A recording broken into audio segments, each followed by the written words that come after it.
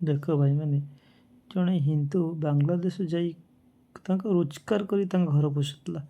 ଦେଖ 3 ଜଣ ହିନ୍ଦୁ ଥିଲେ, ଜଣେ ବାଂଲାଦେଶୀ କ'ଣ କହିଲେ ଦେଖ, ଖାଲି କିଛି ଗୋଟେ ଘଟଣା ପାଇଁ, ଛୋଟ ଘଟଣା ପାଇଁ ତାକୁ କୋଉଭଳି ମାରିକି ତାକୁ ଗଛରେ ଟାଙ୍ଗୁଛନ୍ତି ବାଂଲାଦେଶୀ।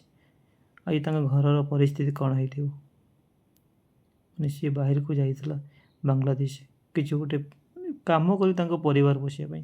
ମାନେ ଶହ ଶହ ଲୋକଙ୍କ ଭିତରେ ଗୋଟେ ହିନ୍ଦୁ, ଦେଖନ୍ତୁ କ'ଣ କରୁଛନ୍ତି ସେମାନଙ୍କୁ। ମାନେ ଏଇଭଳି ମାରୁଛନ୍ତି। ଏ ଇଣ୍ଡିଆ କ'ଣ, ଓଡ଼ିଶାରୁ ବି ବାଂଲାଦେଶକୁ ହଟେଇବା ଦରକାର। ତାଙ୍କୁ ବେଶୀ ଦୟା ଦେଖାନ୍ତୁନି। ଦେଖ ଗୋଟେ ହିନ୍ଦୁ କେତେ ଜଣ ମାରୁଛନ୍ତି, ଲାଷ୍ଟରେ ତାକୁ କ'ଣ କରିବେ ଦେଖନ୍ତୁ।